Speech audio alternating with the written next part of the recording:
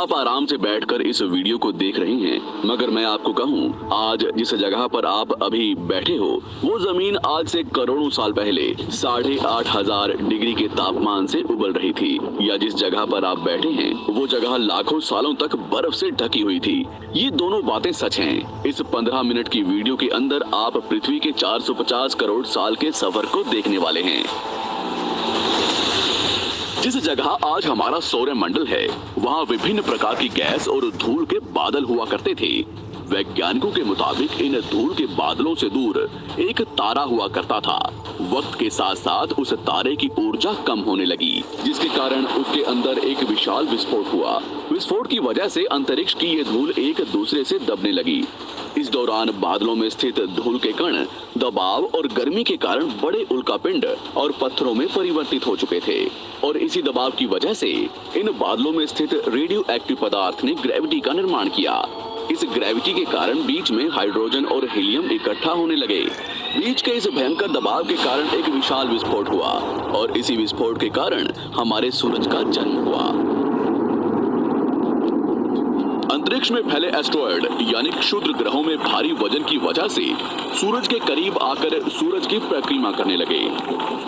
धीरे धीरे इन्हीं एस्ट्रॉयड में भारी टकराव हुआ, जिसके फलस्वरूप मरकरी, विनस, अर्थ और मार्स जैसे ग्रहों का निर्माण हुआ। वैज्ञानिकों के मुताबिक उस वक्त पृथ्वी और मार्स यानी मंगल ग्रह के बीच थिया नामक ग्रह सूरज की परिक्रमा किया करता था। पृथ्वी पर ग्रेविटी होने की वजह से सूरज की परिक्रमा करने वाले एस्ट्रॉयड अब पृथ्वी की परिक्रमा करने लगे, और धीरे धीरे करोड़ों सालों तक ये पृथ्वी पर गिरते रहे। और ऐसी घटना हमारे पड़ोसी ग्रह थिया पर भी हो रही थी, जिसके कारण थिया पृथ्वी के और करीब आने लगा और आकर पृथ्वी से टकराया। इस भयंकर टकराव की वजह से पृथ्वी के हिस्से कणों के रूप में अंतरिक्ष में फैल गए और एक रिंग्स की तरह पृथ्वी की परिक्रमा करने लगे। इन्हीं परिक्रमा करते हुए कणों में टकराव होने लगा, जिसके कारण हमारे चांद का निर्माण हुआ। उस वक्त पृथ्वी पर सिर्फ एक ही समुद्र हुआ करता था, और वो था 1900 डिग्री सेल्सियस की तापमान पर उबलते हुए लावे का। उबल रही थी वो सारी चीजें जिसे आज आप अलग अलग नाम से जानते हैं।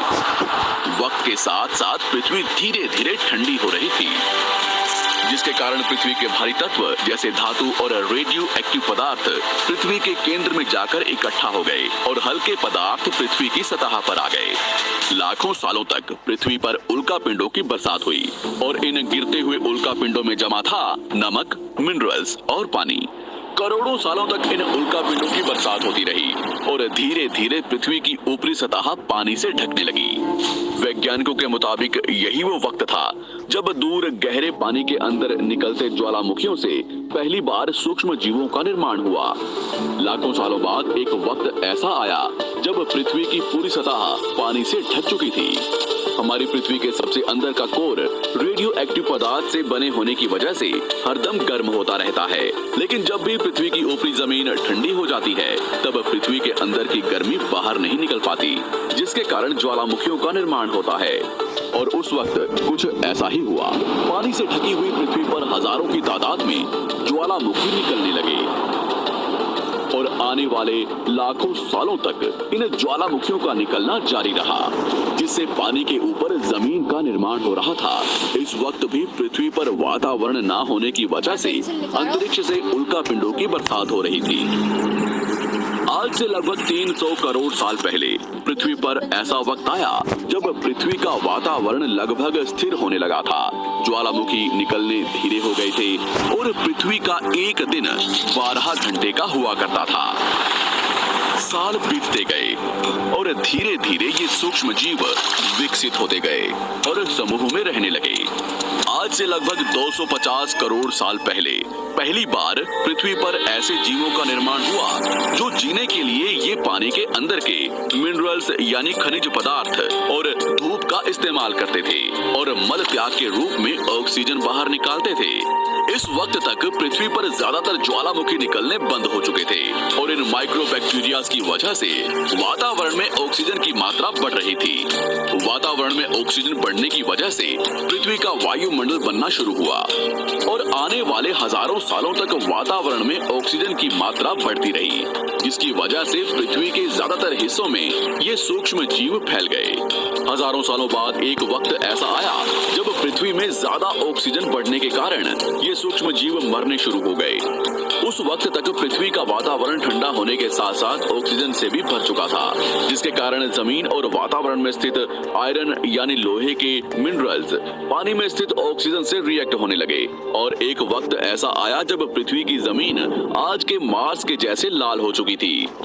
वक्त बीतने के साथ साथ धरती की टेक्टोनिक प्लेट्स में दरार होने लगी, जिसके कारण पृथ्वी के अंदर का लावा जमीन की तरह कई लाखों सालों तक खुला उबलता रहा और यही वो कारण था जिसके कारण पृथ्वी के वातावरण में कार्बन डाइऑक्साइड की मात्रा बहुत बढ़ गई और पृथ्वी पर एसिड की वर्षा शुरू हो गई। एसिड रेन की वजह से पृथ्वी का तापमान घटने लगा और तापमान इतना घटा कि पृथ्वी के ऊपर स्थित पानी बर्फ में परिवर्तित होने लगा। पृथ्वी पर पहली बार भयंकर आइस एज आया। इस वक्त पूरी पृथ्वी सफेद बर्फ से ढक चुकी थी। आमतौर पर जब धरती पर सूरज की किरणें गिरती हैं, तब जमीन उन किरणों को सोख लेती है, मगर क्योंकि पूरी पृथ्वी बर्फ से ढक चुकी थी और क्योंकि बर्फ सफेद और चमकीली होती है, जिसके कारण सूरज की किरणें धरती पर गिरने के बाद वापस चली जाती थी, इसी कारण से पृथ्वी कई लाखों सालों तक बर्फ से ढकी रही। मगर फिर से पृथ्वी के अंदर स्थित गर्मी ज्वालामुखी के रूप में निकलना शुरू हो गई और इन ज्वालामुखियों से निकलने वाली गर्मी ने बर्फ को पिघलाना शुरू कर